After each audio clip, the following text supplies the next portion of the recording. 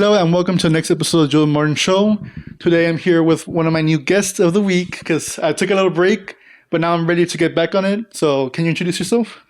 Yes, hello everybody. My name is Abel Nodoyuna. I'm a Mexican guitarist, musician, and it's Hmm? an honor to be here. Thank you so much. Yeah. So originally I found you because, well, how did we meet again? Because I'm trying to remember it was through Instagram. Yeah, it But was through Instagram. I try to remember who was it too because I talked with so many people, so like my head. Yeah. Well, I saw your show because you're interviewing like a bunch of bands in the area. Yeah. A lot of them are friends of mine, so I think that's how I started Yeah, following you. I think it was after the Blow Up Dolls episode. I think that's how Yeah. we started. Yeah. Yeah, a lot of people started mentioning me after that one. That one really took off. I think it had like 400 some views. I'm like, Yeah, I also saw the Gusto Gusto one, which yeah. shout out to Blow Dose and Gusto Gusto, are friends of mine. Yeah, they're great. Lucas, David, Jazz. David Oh, was messaging me a while ago too, so I'm like, yeah. Love you guys. yeah, no, yeah, they're great. Everybody has been pretty much nice recently, like Hmm. with the podcast. I mean, I don't really deal with many, how'd you say, like bad people or anything like that. So Yeah. that's been the good thing. So can you tell me about like your background in terms of music? Like, how did you start and all that stuff? Well, I started when I was like 12 or 13 years old, I Mhm. think. Yeah, Um, I just like one day woke up and I was like, I want to play guitar. So, I mean, I've always been like a music fan, like since I was like very little, but it was around that age that I had like the need or want to play guitar. yeah, And I started doing the just like the acoustic guitar, getting into rondallas and stuff like that in school, and then after school classes and stuff like that. But I've always like wanted to play electric and stuff like that. So my parents, they got me classes with a teacher, a yeah. great guitarist, Oh, Israel from Hermoso, and now we're bandmates. But yeah, oh wow. I was in classes with him for like a year, a little bit more than a year, and after that he taught me the basics, and after that I was pretty much self taught. But as soon as I got a grasp on the instrument, I just started gigging. So Mhm. I've been gigging, and it's been like my job for my part time job because I was doing school and then gigging, and Yeah. now I'm doing full time music because I'm doing the music career thing. But I just been gigging with a bunch of bands there in Mexico, playing like a bunch of pop, a bunch of rock, both Spanish and Yeah, English English. rock. And that has given me the chance to like grow and learn a lot from musicians because usually I'm like the little kid, and Yeah. everybody's like musicians that have been around for like forever. So I've learned a lot from them. And yeah, like I played like I think my first band we were playing thrash metal. We were doing like a bunch That's of right. Metallica stuff, and then right now I'm working with Santa Sofia, which we do all the Manaka kind of stuff. I Hmm. have a band called Broken, which is like classic heavy metal, and I recently joined Ratchet Dose too, Yeah. and I've been on tour with them. So yeah, it's just been like nonstop music for Dang. me. I've been like playing in a bunch of places because it's been like my job, and Hmm. I've even done norteño once in a while. So it's fun. Like all music is fun to me. Yeah. How do you balance like your school life and then with all of this different bands? Like, how do you pull that off? Well, the it was really difficult when I was in high school, and like before high school, I was in the secundaria, which is I guess middle school, Yeah. and because it was like the weekend thing, so I would be there. Well, music in general, like I would just go home from school and just play guitar all day and like get everything. I would do my homework in school. Like Yeah. as soon as they did it, I would do it there. So I had all the time in the world to You know? play. I would wake up and like play before I go into school. Like it was always about like when I was in school, it was like just watching the clock so I can get out and like start playing. And during the weekends, I would go play one or two gigs, and that was like a high. And then Monday comes, and you're back in You're back in school, and reality. you're Yeah. nobody and stuff like that.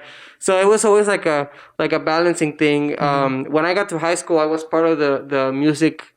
We had like a music program, Hmm. so I was doing that too, and that was and my guitar teacher, he was doing that. He Yeah. was the teacher in charge of that. So that was like a little bit of balancing stuff there. But it was like right now, since I'm in college and I'm doing music, Mm. now it's like a part of one thing, because before it used to be. I mean, I like school, I like high school and stuff like that. I like my friends, but I was never interested in all the subjects because Oh, they all okay. prepare you to be like a. It's not an artistic profession. All the curriculum is if you want to be a teacher, if you want to be a scientist, if you want to be this and that.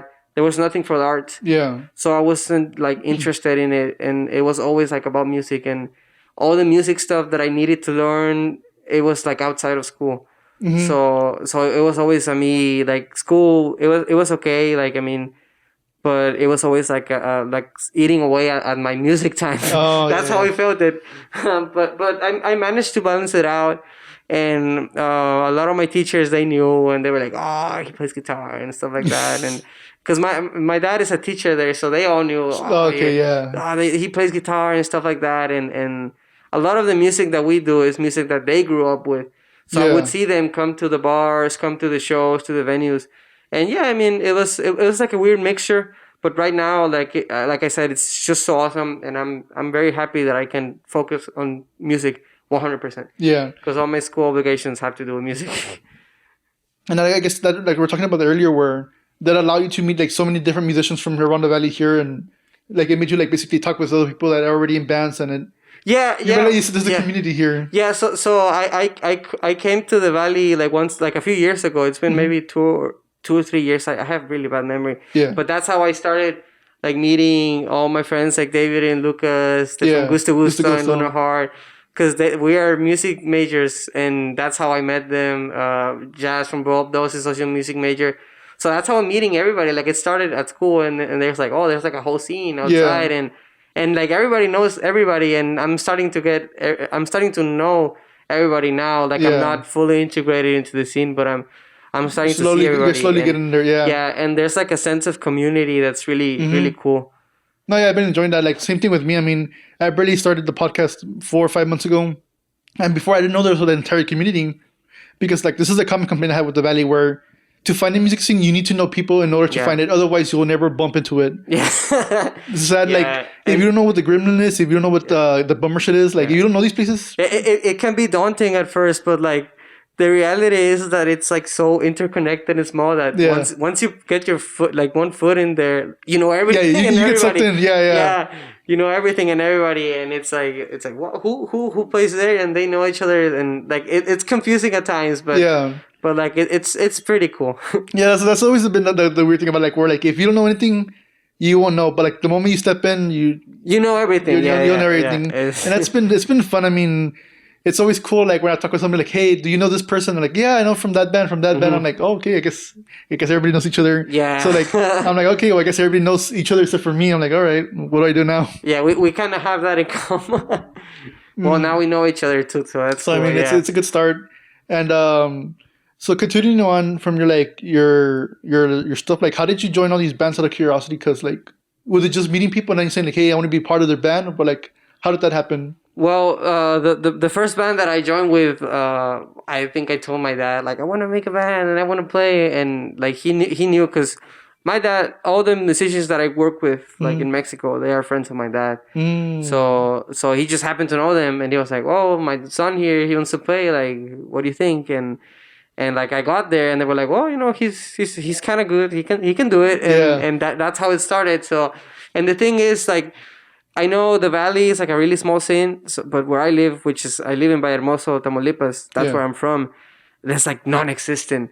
So all the musicians that work there, they know each other, or they play with each other. It's like there's like two rock bands. Three. There's like three rock bands, and all the members, they're all in all bands. So it's like everybody knows each other, and it's stuff like that. But so yeah, I mean that's pretty much how I got the gigs with all bands.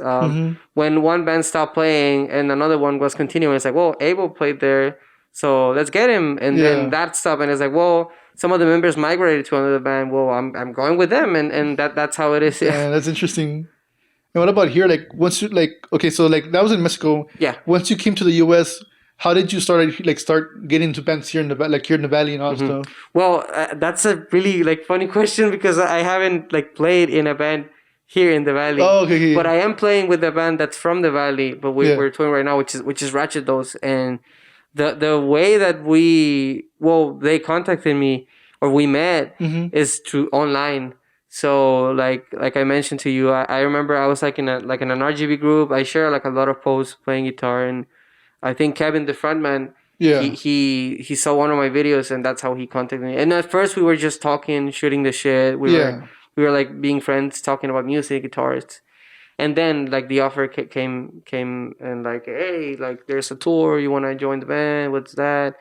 And yeah, so I mean, it's pretty wild for me to like be here and like not play in the valley, and then all of a sudden I'm in Yeah, sounds like, Wisconsin. yeah. That's such a huge leap. Yeah, I know. It's but it's okay. Yeah. So how has the experience been for you? Like touring with them, how has that been? Yeah, well, touring with them has been so awesome. Every day is like an adventure. The first leg of the tour, we had a bunch of stuff happen to us. Yeah. And it's like, I mean, it's part of touring. It's part of the road life. Like, your tire goes out, or Man. this happens and this and that.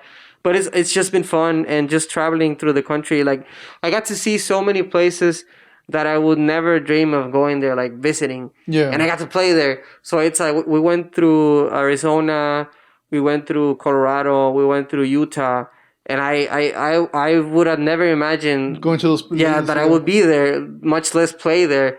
And it was amazing. All the places in Texas, like the people all over that came to the shows, they were so kind. They were like so into it. And we when we got to talk to them and meet them like after or before the show, it's just like a great experience. Because I mean, it can be daunting at first because you think, oh, I'm going into the unknown, like. But no, like every single show that we've played in, it's been like the people have been so warm. The same with all the bands that we shared the stage because we played with like a bunch of local bands. We played with other touring bands and like our paths cross, and they're all so cool. So like in a sense, it's almost like you almost get like that same sense of community where it's like. It's like you can see a stranger, but like in less than 10 seconds, you're like best friends because music like brought you guys together. Yeah. And that's like so beautiful. And I mean, that's just one part of the experience. Playing is another whole thing. And that's like even better, just playing all these places, and the band is so cool. It's music that I love. It's just been amazing. And the high point of it was when we did Rockfest. We're still in July, right? Yeah. Yeah, sorry. No worries. We played in Rockfest on the 15th, I believe. That was in Wisconsin. And that was just amazing because I've never been to a festival like as an audience member. And now I'm playing there. So it's just very How was that? It was just very surreal for me. It was great. I opened my head. I don't know if you saw that. I posted it because I was playing, and I usually headbang like really hard and just run over the place, and I hit my head with one of the like rack lines where they have like a bunch of, and luckily it was like at the end of the show, like right at the end, and we stopped playing, we finished the song, and then I grabbed my head and I saw a bunch of blood. I was like, okay, that's not right. Yeah. But it was okay. They didn't have to stitch me or anything. It was just like a little, just like a little cut, but the head bleeds a lot. But yeah, I mean, it's just surreal because the stage that we played in was right next to the main stage. So we would like finish one set, and then all of a sudden Hailstorm is playing there. It's like a bunch of people, and it's like, what the hell? And then they finish playing, and all the people come here to see us, and it's like, it's just amazing. Like you get there and you're like, well, nobody knows you, but all the people, they're like so into it that like they react to you as if you were like a big artist. And that's like, I got goosebumps several times just like by the audience reaction. They were so into it. It was amazing. How do you keep your focus? Like, let's say you have all this adrenaline going on. How do you keep like your focus with the performance, like not messing up because there's all these people looking at you? Well, I mean, it's just the energy of the people kind of like feeds you in a way. I mean, you go up there and you do your thing, and if people like it, they respond to it, and you see their reaction, and you respond to that. So it's like a bouncing back and forth. I have my way of playing. Like I have my own like stage things that I do. I headbang, I run, and stuff like that. And like when we played there, like it was like so much people, and it was like so intense that I had to like go even further. So I was running more. That's why I hit my head. Definitely hit your head up. So I'll try to be a little bit more chill next time. Yeah. So you usually look at the audience when you're performing. Yeah, of course. I mean, you look everywhere. Like right now, like my point of view, it's like a blur. I can't remember anything, but I do remember seeing them and seeing like their faces. Like you will go up to them. Like I will crouch and like play like in front of them, and they'll be like, Some people were pulling my hair, and it was like so awesome. Like, yeah. I mean, it didn't feel nervous at all. It's just like it's just like a very welcoming feeling of them being there. Yeah. And I don't know, it just feels good. Yeah. That kind of inspires you. Because the reason why I was asking is 'cause, like sometimes I guess some people do get shy. It's like I know some of my friends would say like instead of like looking at the audience, they look at their other bandmates just so they can keep focused and not get distracted by the audience where you never know what they're doing. So Well, yeah, well, I mean, I've been shy too, but like I said, I played like since such a young age, and I started like working gigging. yeah, You kind of you lost the stage lose fright. that. Yeah, you kind of lose that because you have to, and it's just like normal. It's just like, oh, it's another day in the office. day. You know, you go there and it's like a bunch of people and you play, and it's just like normal. But that doesn't mean that there isn't like an adrenaline. Like, I get like I don't get like nervous for people who are really there, but I get like really anxious. Like when we're there and we have to wait like an hour or 30 minutes to play, and it's like I want to be there. Like I get like really anxious, you know, because being on stage is one thing, being off stage is another one. Like once I get off talking to people, that makes me shy. Oh, for real? See, yeah. So like we will go off stage. We will go to the merch table. We talk to people. I'll be like super awkward, and so it's not the same being on stage and being off stage. But like I said, people are so warm and so kind that kind of puts you at ease. Yeah, because I heard that where on stage people act like really confident though, like have this entire like stage persona. Yeah. But in that moment, like they start talking to people, they become like really socially awkward. I'm like, what happened? Yeah. I mean, I don't know. It's just being up there. Like I when I started out, I used to wear like a bunch of masks because I was very nervous. But you lose it, and you know, now it's like whatever. What kind of mask would you wear? I would wear like luchador masks. Oh, I had one of La Parca, and I used to wear that. And people would react like to that. I remember we had a few gigs in Matamoros, and people were like Parca, and I was like, hey, this is cool. This is gonna be my thing. But then I took it off and just kept playing and stuff like that. Yeah, I was wondering because you had like Halloween masks. Cause like I was looking at your Camp Crystal Lake. I'm not sure it shows on the camera, but like I saw like all the horror stuff you have on. Yeah. So I'm like, I wonder if you had like Halloween mask or. Yeah, I have. This is the geeking out moment. Yeah. I have a lot of like Halloween masks, like horror masks, horror props. But I'm a huge Friday the 13th fan, and I have my most prized possession is my Jason replica mask, which I have like a screen accurate replica of Part 4. Yeah. And that was made by a guy in Texas. I don't remember where he was from, but I got a replica from him. Oh, and actually, like I want to wear that on stage. But like I love that mask so much. I don't want anything. I don't want anything to happen to it. Yeah.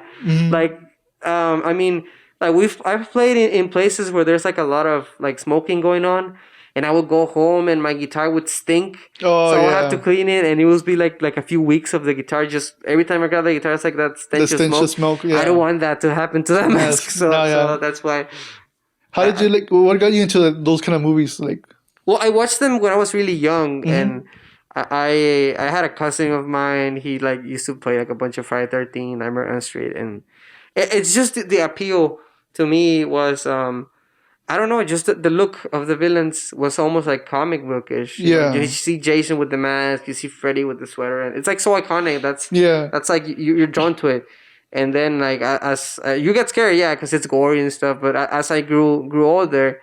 I don't know. I just kept with it, and I like it. I like it a lot. And I think that's a good example where like they have such good design that's so iconic, and that also applies to like rock stars where like you need to have some kind of like something that makes you stand out in terms of your presence. Yeah, I mean, all my guitar heroes, they all had like a really specific look.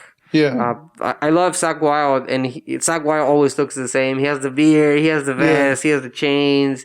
And it's like, well, that's his look. And you look at Ozzy, he always has a look. And like all the rock stars have a look. So I don't know if I found mine yet. That's what I was going to ask you. Like, do you have like your own look? Or I usually just wear all black. So that's my... A lot of people do that. They just wear black.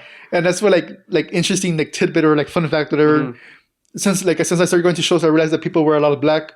So like to make myself stand out, I brought like brown pants, brown shoes, and like a colorful shirt. Yeah. So like whenever like people are performing on stage, like they see like a colorful shirt with patterns, like that's Joe right there. Yeah. Well, I mean, you gotta like think of the context too, because when I used to play the we used to play like all the bar gigs and stuff like that. I would dress like you're dressed. Like, Yeah, and I'm pretty sure people would probably give you looks. I would do the Hawaiian shirts. I would do the crazy pants, and yeah, you're like a playing in a bar with a bunch of like grown people. So I'm pretty sure those like staring like, what the fuck's what's he wearing? But I mean, now you go play at a heavy metal show. You don't get away with that. You have to like in a certain way. You have to have that image. Yeah. Yeah.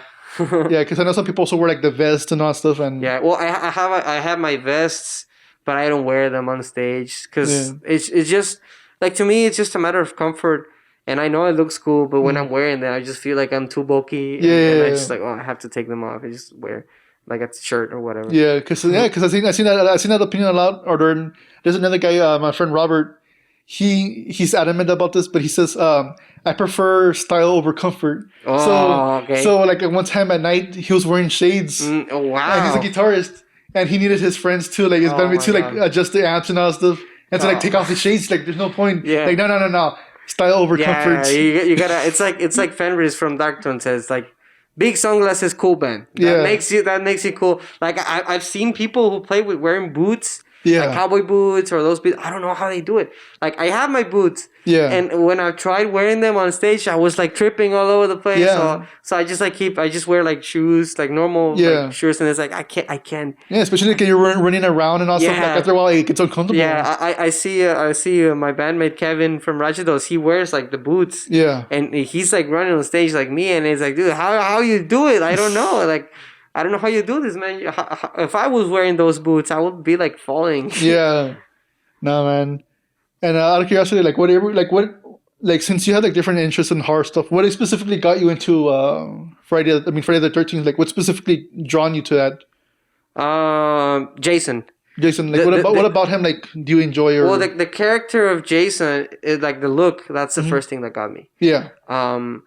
I like the later movies where he's like more like a zombie type. Yeah. And he was played by Kane Hodder, and to me, what makes him stand out from Michael Myers and Leatherface and all that is that his body movements. He looks like he's pissed all the time. He's just like doing the heavy breathing. So I like that.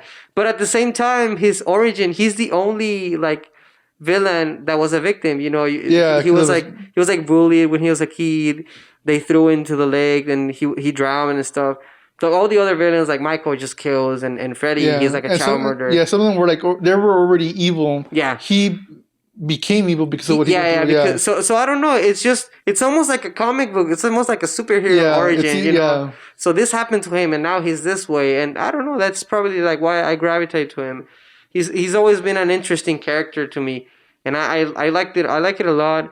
I like I like horror movies because the messed up stuff, the weird stuff, it's just interesting to me.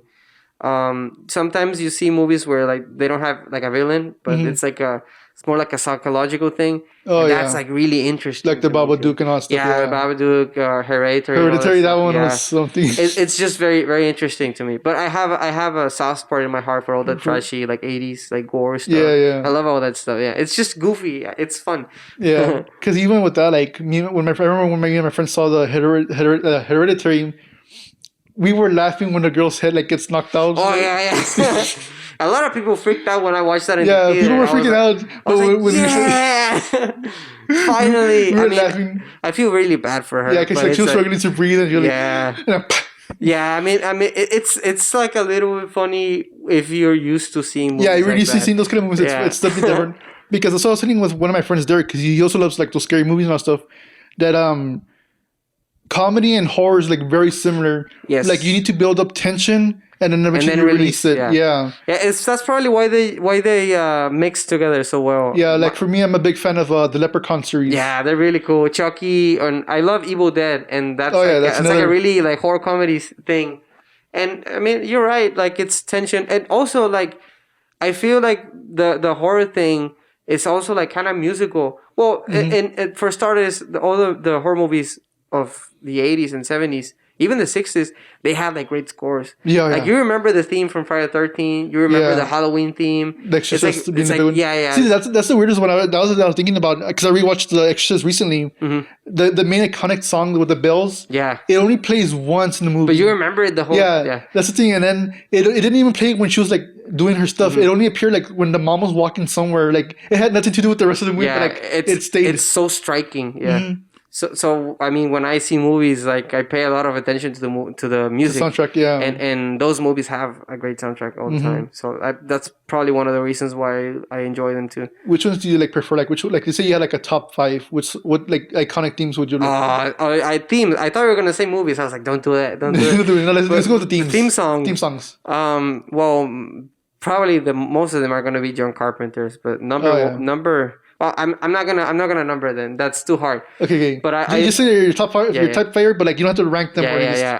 Of course, Halloween has to be there. The Halloween theme. John Carpenter is amazing, and most of his work is amazing. Yeah, and he actually does it. This was funny and interesting. Like he does it himself too. Yeah, he does it himself, and that's something that I really admire of him. He's like a director and a musician, so that's pretty cool. I like the theme from Friday the 13th too. Like all the chase themes and the strings, and they're like pulling, and they're like super high pitched. It's very like tense. I like there's a movie called Maniac from 1980, and I think that one has a great soundtrack too. I don't remember the I think it's Jade Chataway. I don't know if that's how you pronounce it, but it's like very synth, like bassy kind of soundtrack, and I love that. The Reanimator theme is really cool because it's like a knockoff of Psycho's theme. Yeah. It's like a disco version of it, and it's pretty cool. And I don't know, man. There's like so many that are great. I need to think about it too. There's a movie, like a recent movie called It Follows, and that has like a really like 80s synth score. That's really, really cool. Yeah. Yeah, that one was interesting. Yeah, it's really cool.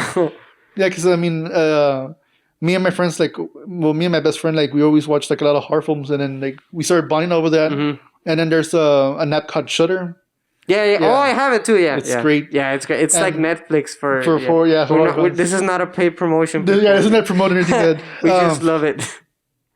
He showed me a movie. Me and my friends recently, like maybe like 2 months ago. It was some South Korean film, I think. It's something. Man, I can't remember. Is it The Sadness? Yeah. Did you see it? I haven't seen it. I want to see it. It looks so disgusting. It's great. it's very gory and like very sexual at times. Yeah. But like the whole, it's a very sad movie. Yeah. Like I think it's like worse than Train to Busan.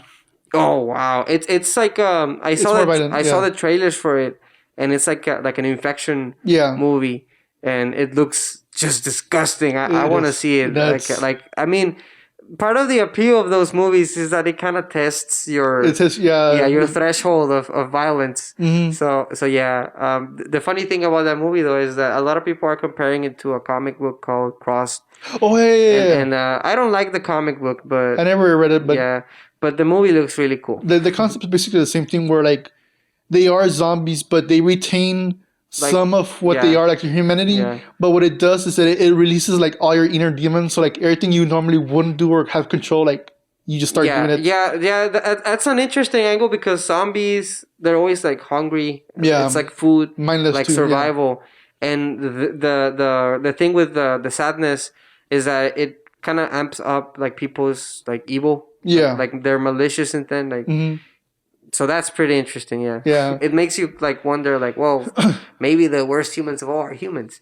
Yeah. It's always that's usually what it's about. Like, what are the monsters are actually us? The real monsters. Maybe we were the monsters all along, or something like that. It goes along those lines. Where like I always think about that stuff. Like, man, like even like nothing like with like scary stuff, but like even like driving on the road, I think to myself like. You never know what's going through the minds of these people driving next to you, and the only thing that like keeps you apart is like these painted lines on the street. And someone could just crash into you. It's like the fear of what the other person's gonna. It's like the stranger, like fear of the strangers, you know.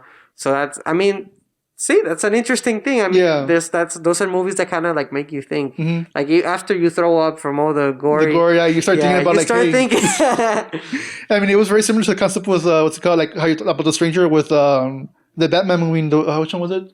The one with Joker. The new one or the Joker one? The Joker one is really good. No, like the one from the 2000s with Nolan. Dark Knight. Yeah, the Dark Knight where the Joker wanted them to press the buttons when the boat. Yeah. You're hoping that the other person does the press, or you press it before them. Like it's kind of that thing where like where like you're not sure if the other person is gonna be like the bigger person, and they're like, oh no, I'm gonna do the right thing. Yeah, you never know. You never know. Yeah. So yeah, that stuff, like I love that stuff. Like I love horror films that have like a concept to it, not just Yeah. gory. Because I have seen movies where, like, well, mostly because my friend shows me those stuff. But there's another one called the Hannibal Holocaust.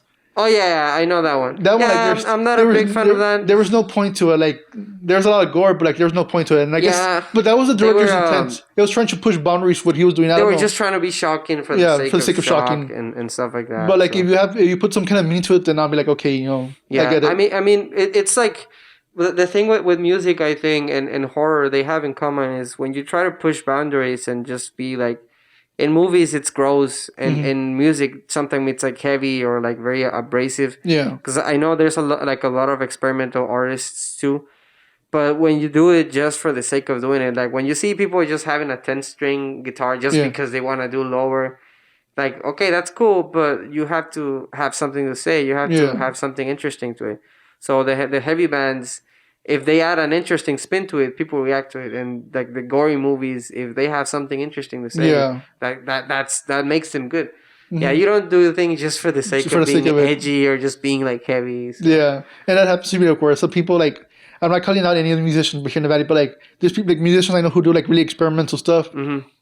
And that's for my opinion. I'm like, I don't know like how to like rate this because it's like so different. Because I'm like I grew up with like classic rock, so like that's like my main thing. Yeah.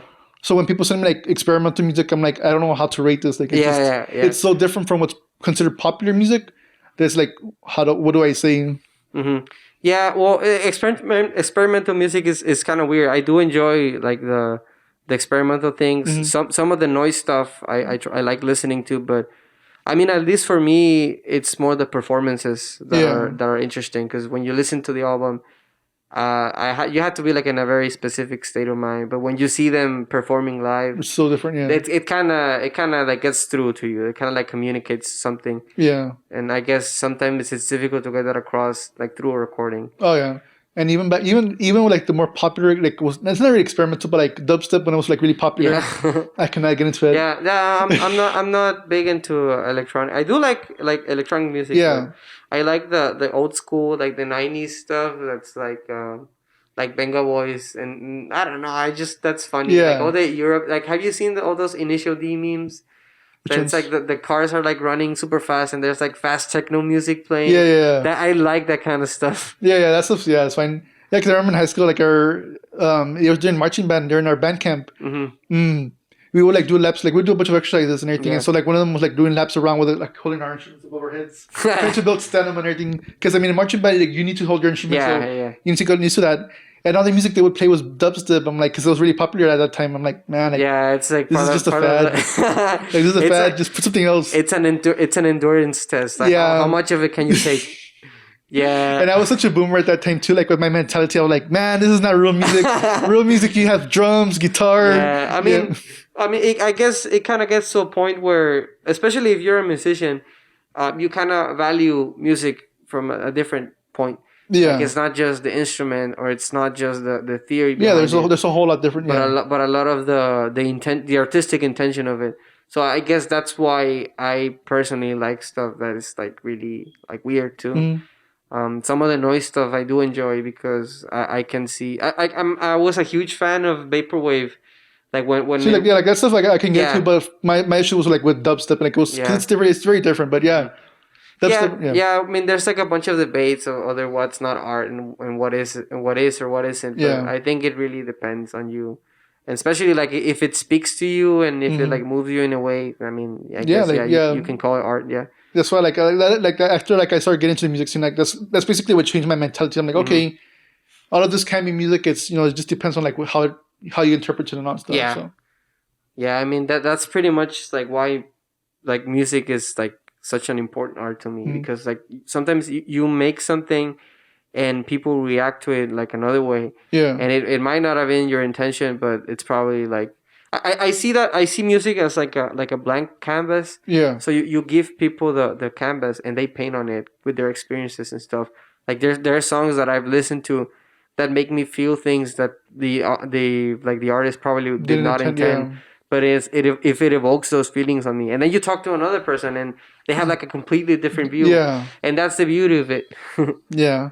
That actually reminds me of something. I can't remember who it was, but it was something about life. Like like let's see, it's about the meaning in life. Where like let's say like the meaning in life is you walk up, there's a forest, whatever.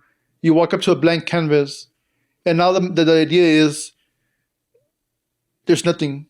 So it's up to you to decide. So you have to decide. Yeah. And that's the thing. Like, it could be scary because there's nothing, but it's also the opportunity for you to make whatever you want out of it. Yeah, of course. So it just depends on your mentality. Like, should you be scared because it's nothing, or should you be happy because it's nothing? I personally like that interpretation. That is like, well, we're given a blank canvas in life, and you do what you want with it. Like I'm dedicating my life to music, and like before I did music, I don't think there was anything that kind of like made me happy. Yeah. But right now, like I have music, and it's like, well, this makes me like happy. I wanna dedicate my life to this. Like the fact that I'm able to like all my concerns, all my stresses are music related. Like, oh, I have to do this for school, but it's music. I have to do this for a band, and it's music. Just the fact that the whatever it is that's keeping me awake or keeping me busy has to do with music. That's enough for me to like be happy. Yeah. That's a good mentality to have. Yeah. Because again, some people do have struggle with other stuff. So I'm like, the fact that all your issues are just based on music, you're doing well for yourself. Yeah. Well, I feel really lucky. Even if it's like sometimes it's kind of stressful. It's just like really cool to be able, because not a lot of people can do that. So yeah, I just feel really lucky and grateful that I can dedicate myself to music. No, yeah, that's, I mean, same thing with me with the podcast. We're like, I was having technical issues. We're like, oh, I forgot this and this and that. I'm like, oh, fuck. Like, so we have to go to Walmart to buy a battery for my camera, because normally those things, the regular battery only lasts like an hour or two. Yeah. So that's not enough for a podcast, especially if I'm going to do multiple ones on the same thing. So I need you to carry a battery pack. I guess I forgot mine at my house. So like I was panicking already. And then I forgot, like, some people saw my Instagram where, like, I forgot my wires, and I think I forgot them in Zapato. So that's another issue. So I'm like, man, like, what am I going to do? But again, all these issues is, as long as I can continue the podcast, and, like, it basically is what keeps me going. Like how music keeps you going. Same thing, because earlier you mentioned how you would do your gigs, and then after that you go back to school, and, like, reality basically like comes back to you. You're nobody. Yeah, that's basically what happens to me, like, where I work at Home Depot, and it's hot outside and everything, so it's awful. But then once I do like a podcast or go to gigs here, like Bummer Shed and all stuff, like you're entering you feel part of something. You feel part of something, and it's basically like going on an adventure. Like there's something different. There's this whole bubble where everybody feels together because of the music. Yeah, of course. But then the moment you go back to work, it's like, oh. Yeah, I mean, I think you pretty much nailed it with that. Like you do your gigs, you do your thing, whatever, and it's like a high, and you feel like part of something bigger, and then it's like, well, reality is back, and now you're like just boring and stuff. But that's the thing, you gotta have something to look forward to. Yeah, and that's the thing where we're really lucky. Where like we have something to look forward to. Some people don't. Yeah, and what you mentioned, like about the scene and everything, like I personally like think it's like super cool that how there's like a sense of community that's like very close. And like in my at least what I see is that there's like a bunch of young people that are doing things, that are getting things done, like the DIY shows, the bands and stuff. We don't have a venue. We were talking about this. There's like a shortage of venues.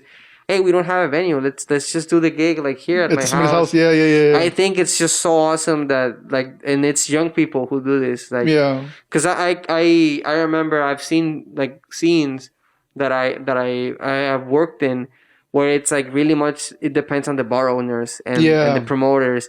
And it's all up to like people that are already grown and they're not involved with the music. They're just there to make a profit. So it's very difficult to get through, and it's always like very like, it's very like strange. Yeah. But here I see that like it's the community, it's the musicians themselves, it's the friends of the musicians who are like getting things done. Yeah. And I think that's so awesome, because I mean, when people are like hands on and they're like in front of the artists and they're in the stage, they should be the ones that should like, because they know what it's like. Yeah. They should be the ones like getting stuff done, you know? Yeah. And I agree. And that's why I had a discussion with my friends from Principium where like they do a lot of gigs for the food trucks and all stuff. And I was telling him like, you should still continue that, because they want to do like a lot of like house venues and all stuff. Because I was telling them this, okay, like for now, these venues, what they do is they pay for you. Like they give a lot of tips. You won't get the amount of money you get from those places over here at these venues, because it's more like young people, and so they don't have as much money, and But what the upside is that these people actually want to see your music. Yeah. So like let's say Bumbershed versus like let's say a food truck area in McAllen or something. Those food trucks, maybe the people won't pay attention to you and they won't. They're just Yeah. there eating, talking with their friends, family, but they'll leave you tips. Over here, it's the opposite. You won't really get that much money, but the people who are there to watch you, like they're really there to watch your music and actually enjoy it. Yeah. To me, that was something that I actually like. I kind of relate to that because, like I said, I've been playing gigs for like so much time, and yeah, like the bars, the restaurants, like people get into it because it's songs they know and stuff. Yeah. But it's like a social thing, like your background and stuff. Yeah. And when this tour started, and well, not just the tour, like when I used to play. Because I play gigs where I play with the metal bands and stuff, and it's more like a DIY thing. Yeah. It's like the audience that's there to see you, and like this tour, I was like, well, the thing that I'm most looking forward to is the audiences because they're there because they want to see it. They're not there to have a drink and just have background. No, like they're literally paying to see you. Yeah, they're literally paying to see you, and to me, that's like the cool thing, you know, like that's a cool audience, and it was also like kind of scary because I was like, well, now I'm gonna perform for audiences that are into this. I don't know how I'm gonna do, but like luckily it all went like pretty cool. What other differences have you noticed between like let's say doing house DIY venues or like compared to actually like, performing where people are actually paying to see you? Because there's a difference between going to like let's say like salsa or something like that compared to like actually performing in these big stadiums where people are saying, hey, we want to see you, we're paying. What kind of difference, like has there been any differences in terms of like how it feels for you or no? Well, at least in my experience, because I've been to some of the venues here in the Valley as an audience. Yeah. And like what I've seen is actually pretty cool. Like I just went to the gig and I saw Fantástico Blobdos and Fea. Yeah. And like the actual organization of the event, the sound guys and the sound check, like it was pretty online with how we work things. Like it was pretty professional. Yeah. It's just the venue is like small. It's more like hands on. You get people there in your face and stuff. Like in my experience, but from the places I've played, like all the bars that I played in Mexico, all the houses that we've played, all the backyards that we've played, it's kind of ghetto. And it's like it's just you never know what you're gonna get. Things are just very different. Doing the sound check is different. Doing everything is different. Sorry, I'm getting a call. That's right. You can edit this out if you want. Yeah, I'll edit it out. It's alright. Sorry guys. Okay, I guess we're back. Yeah, we're back. We had like a thing going on here. But I'm back. And it's cool now. What were we talking about? The venues. We're talking about the venues. How you like playing at the backyards is kind of ghetto, and like there's a difference. Like you get what you get. Yeah. Like even the smaller shows where we played bars and venues, like here in the States, it's just like the professionalism of the people who work there, the venues themselves, the promoters, the sound guys. It's just very different. Yeah. Because usually when we do things or the way I'm used to doing things, you do everything on your own. I was telling you about how our singer for one of the bands, he carries like a bag full of cables and because he's the vocalist and he's the sound guy. Let me check the camera real quick. You can keep Yeah. talking. Yeah, it's all right. Now I became shy because you're not here. But yeah, so he's both the vocalist and the sound guy.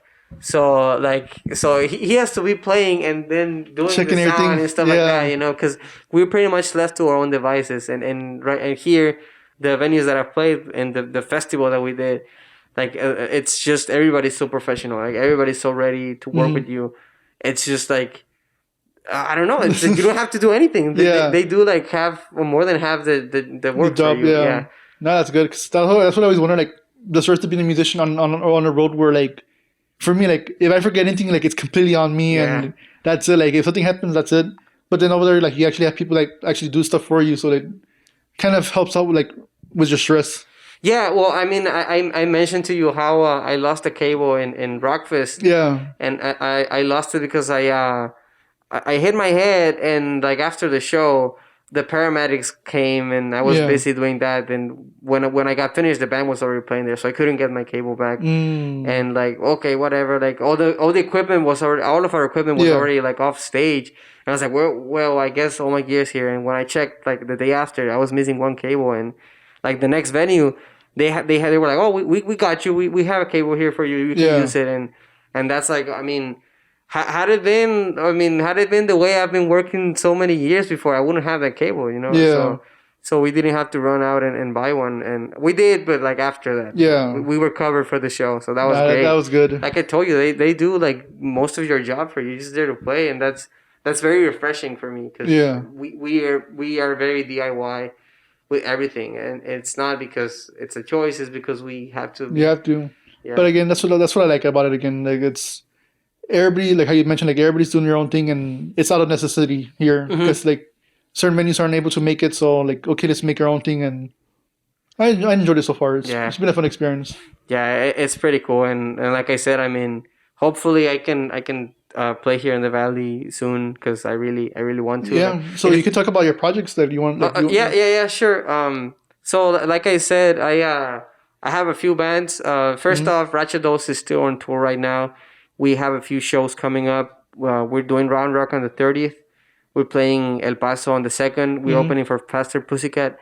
And then we're going to do our final show for the tour. I think it's going to be in San Antonio on the 10th. So that's what's left. Whatever happens after that, I'm not sure if there's like shows already booked or stuff. But I think the band's going to get back in the road pretty soon. Well, we're going to have a little break so everybody can attend their personal stuff. Yeah. But I'm pretty sure that the band's going to be back on the road soon.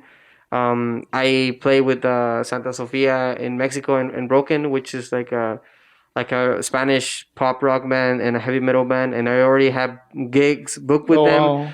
I have one on the 5th with Santa Sofia, so I'm gonna be back and forth. I have a gig coming up in September with Broken in Matamoros. So I'm busy. I'm not stopping, and me personally, I'm working on my own material, which is the name is King in Yellow. And there's stuff being recorded right now. So I still have to finish it. I wish I had something to plug in, like, hey, listen to the single, listen to this. But it's still being worked on. But yeah, I'm pretty sure if when it comes out, I'll let you know. It's gonna be all over. Yeah. But in the meantime, like all these bands, Rachados is on Instagram, Broken is on Instagram, King Yellow is on Instagram, so you can follow that if you want. And that's pretty much what's gonna be coming. Like what's going on for me in the future is just music. Yeah. What made you come up with the name you chose? Because it's Kings in Yellow, or how do you pronounce it? It's King in Yellow. King in Yellow. How did you come up with that? That's the name of a novel that Lovecraft likes, and it wasn't part of his universe. Yeah. But I don't know if it was him or the other authors, but they liked it so much that it kind of like retroactively got added into the whole universe. Lovecraft universe. And like I'm a huge fan of horror literature too, and when I read that, I liked it a lot. It's a really cool thing, like about a play that's like a haunted play. So I just like the name. I like the imagery of the King in Yellow. I liked it, and I just took the name, and yeah. So right now I'm working on music under that banner. That makes sense. Most of the guitars and basses are laid. We have to do, or at least I have to do, drums and vocals, which I'll probably have to do the vocals, but I'm not a singer. But I'm if push comes to shove, I'll do it.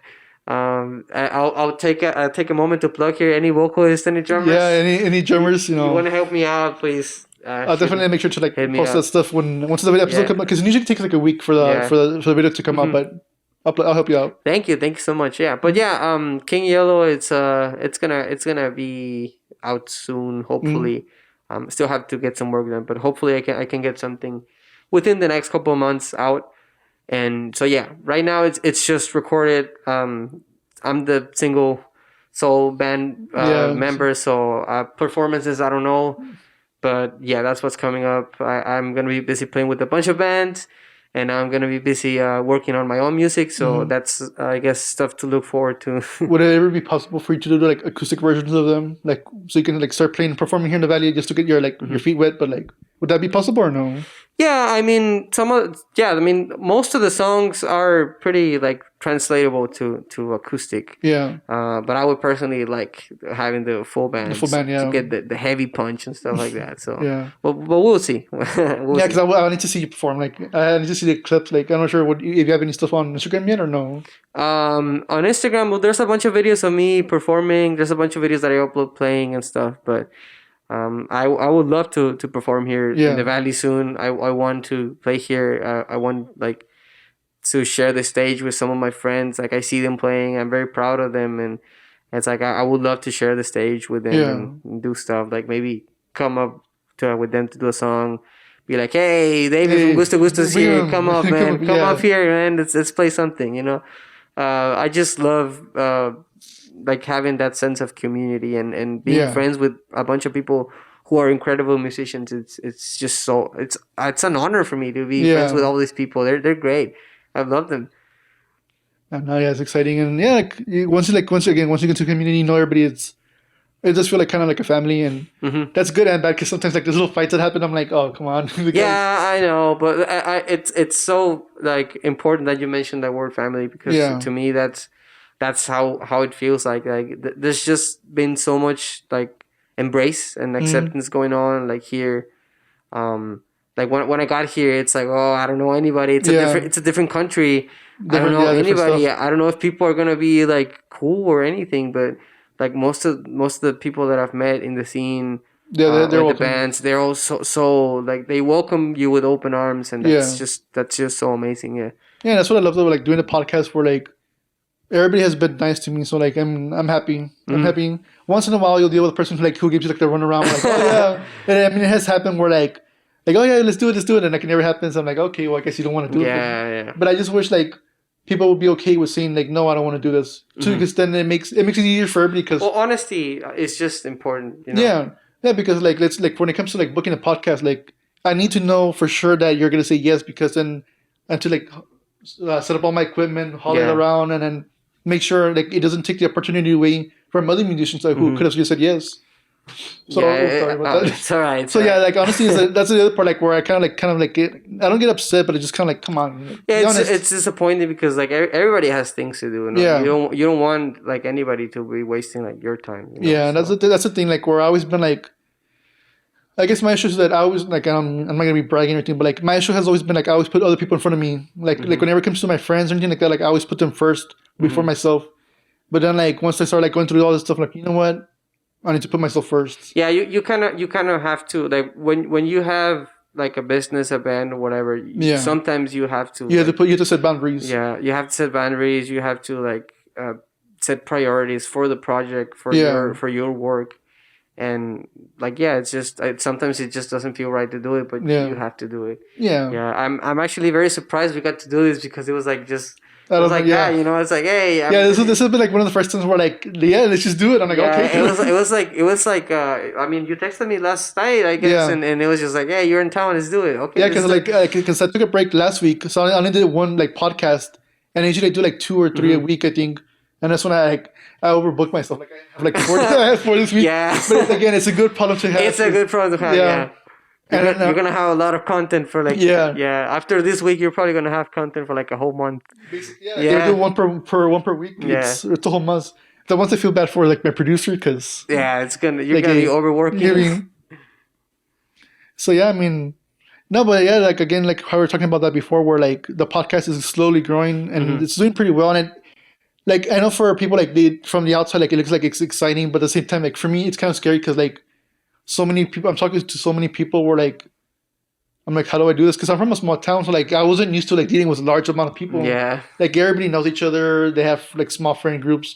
So like dealing with all of this is like kind of like, okay, what do I do now? yeah. It's like a little bit daunting, but I mean, Mhm. the silver lining is you look at it this way: you're like getting to know a lot of people, and you're making a lot of friends, and Oh yeah, that's like so cool. and like how you mentioned, if it wasn't for this, like I don't know what I would be doing. Like I'd probably Yeah. be sad. Yeah, Yeah, I mean, I think it's really cool that you have this because you're giving like all these like local artists like a platform so that they can promote themselves. Mhm.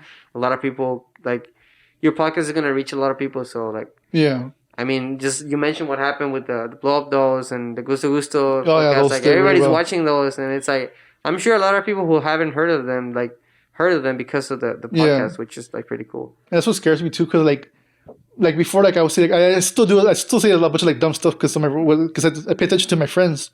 But now the fact that other people are like watching my stuff, like my Instagram stories, I'm like, oh yeah, there's other people watching me now. Like Nah, it's okay. You get it makes it it natural. makes it natural, yeah. But yeah, man, I don't know. it's fun. Again, it's fun, but it's a little daunting, like how you mentioned. But I'm pretty sure like I'll be able to handle it. And like basically, like one announcement like I wanted to do was that I'm gonna start expanding to other parts. Because when people think of the 956, people just think about the Valley. But it so happens that the 956 also includes Laredo, Zapata, like all those other areas. So I want to start expanding my like the coverage of my podcast to include those areas as well. Yeah, we were talking about that like off camera. Yeah. I think it's gonna be like so exciting for you because you're covering like a lot of ground. So that's pretty cool. Like just getting like not just the artist concentrated in one area, but it's like a bigger area. Yeah, bigger that area. way everybody like gets lifted. That's pretty cool. The only thing that I wish I had was a studio because, like, for right now, like all I do is like go to people's places. So I've been to like garages, sheds, living rooms, studios. I think that kind of adds to the charm. Like every video I see, it's like a different setup, and it's like it makes it like very like right now we're in my room. Yeah. So it's kind of like personal. I guess people are gonna see this and.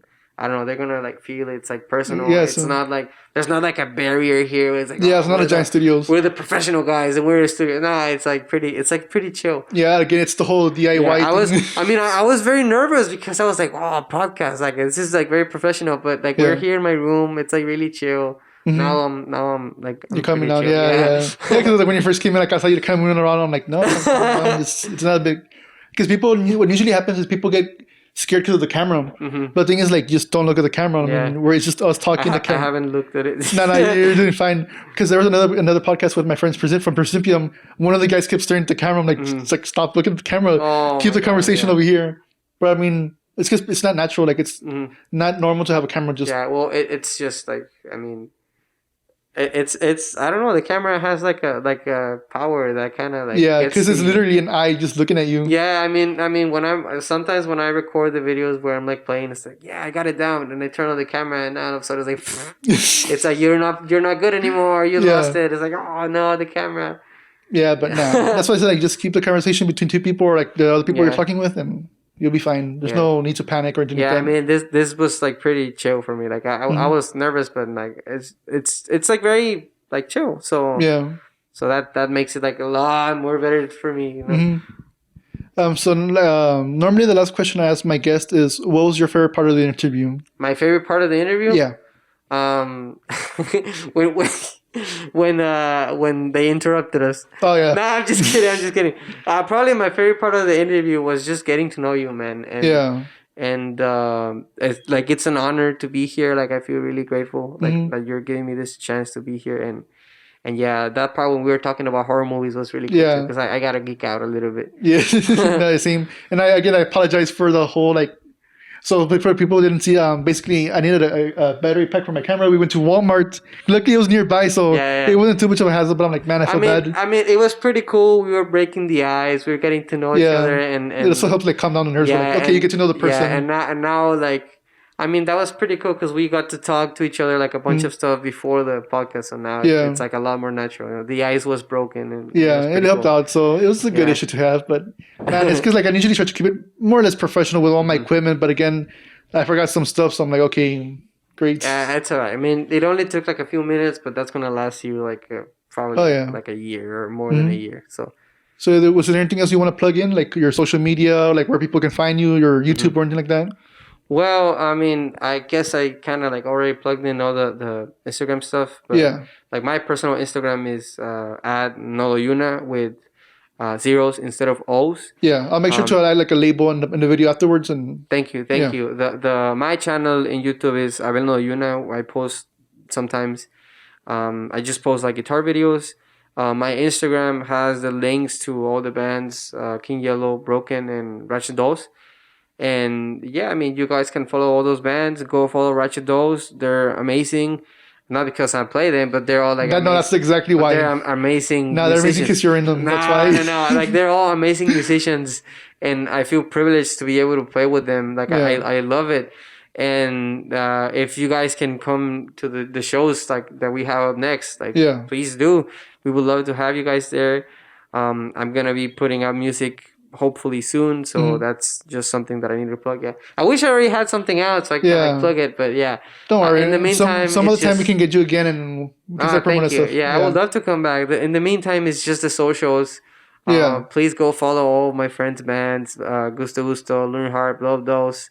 They're all amazing. Oh yeah, definitely. Support the local scene. They're really cool people. Yeah. All right.